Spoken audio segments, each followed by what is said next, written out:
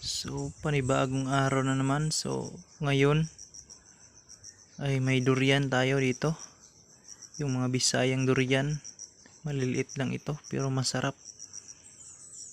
Matamis. Kahit maputi itong laman ito. Napakasarap talaga. Makikita nyo guys, oh. Durian.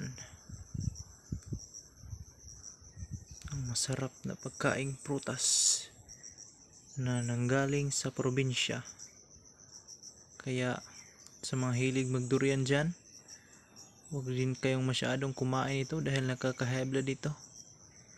Dapat konting tansya lang dahil ang bawat isa nitong liso ay may vitamin na mahalaga sa katawan. Yun lang. Subscribe.